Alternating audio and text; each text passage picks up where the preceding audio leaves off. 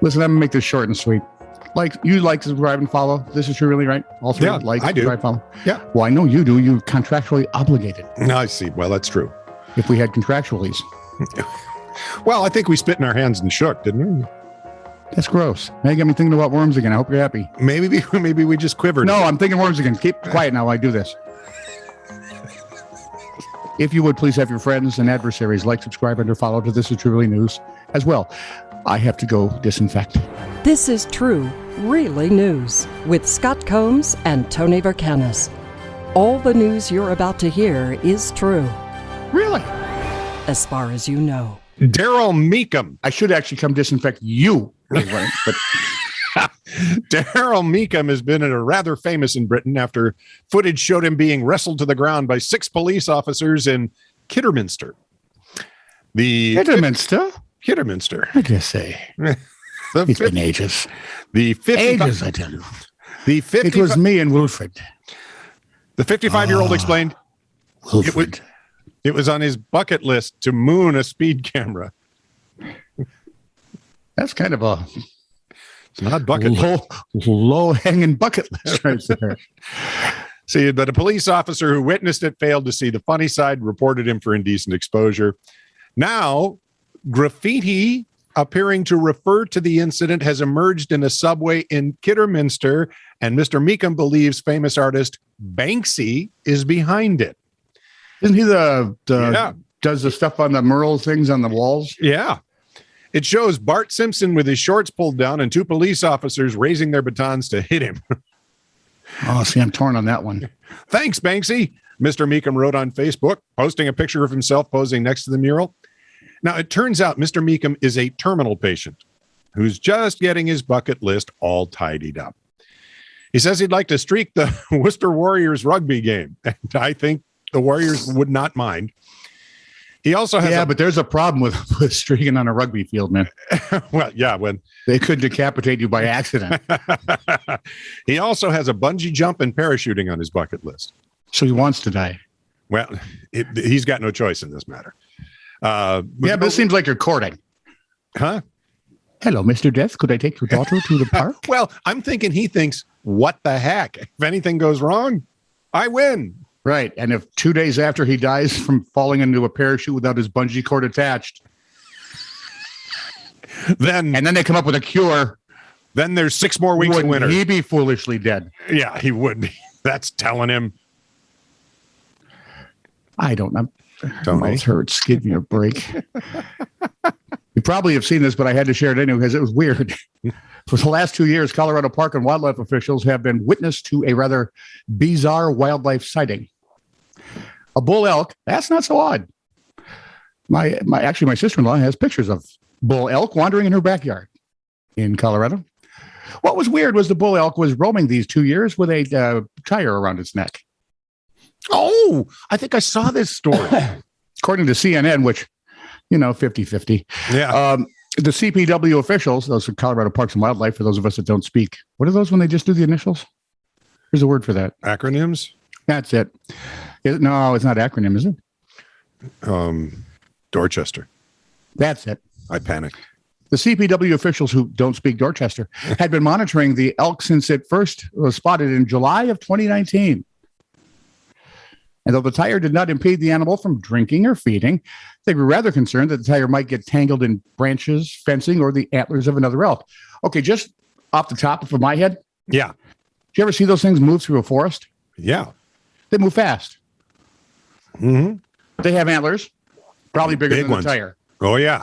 And yet they come out the other side of the forest and still have antlers bigger than the tire. Yeah. And you're worried about the tire. The officers received a community tip. Oh, man, somebody ratted out the elk on October 9th. My anniversary, they rat out the elk. They were finally able to tranquilize it and remove the tire and implant God knows what into its brain. They probably also vaccinated it. This is one badass elk. It had 10 pounds of debris inside the tire. Wow. Strongest neck muscles in elkdom. And here you go. After the elk goes through 2 years, they had to remove the antlers to get the tire off. Well, thank God we could help. Just cut the tire off. What the heck? The elk is expected to make a full recovery. Yeah, great. But he feels naked without his antlers. Walks into any elk bar in the next couple of years. Oh, man. They'll point, they'll laugh. Moving on running for him to lusty tales of texting exploits. Oh, no. That always makes my jaw hurt. FedEx just arrived. We'll call Lockheed Medical and Visa office after 1 p.m. lunch break. Don't bite. No, bite bad. Okay, I won't bite you. Sorry, cat bit me while I did voice to text. Okay, at least I can live with that one. We should have our own cereal name. Okay, Trix. I'll be Cinnamon Toast Crunch. I should be Taiwan Tampon. I mean, Raisin Bran.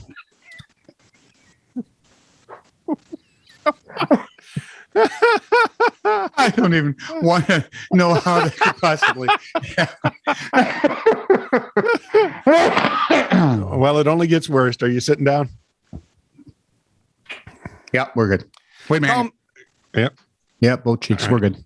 Call me when you're done blowing vagina hair. Oh my God, drying your hair. Hang on, Tyler, if you're listening. You don't even know those exist. Thank you. LMAO, blowing vagina hair. I can't breathe. Maybe I should stop the talking text. Okay, I'm done blowing vagina hair now. Want me to call?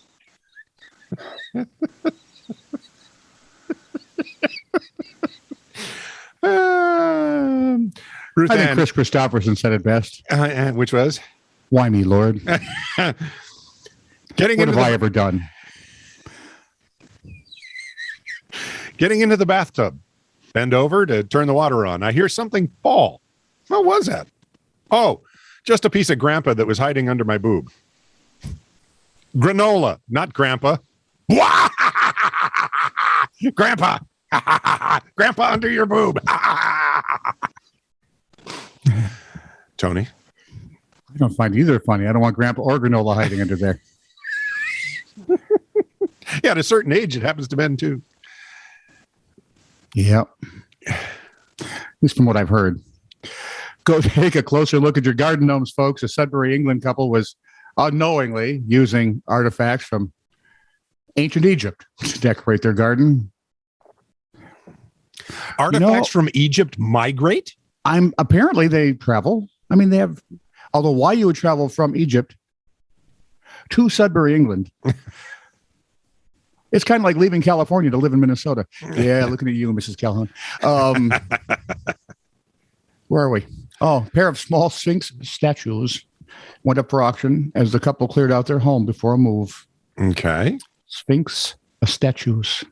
Sphinx statues. The couple had bought them at another auction 15 years ago, thinking they were 18th century replicas. They expected to get a couple $100, maybe $300-$400 for them. Yeah.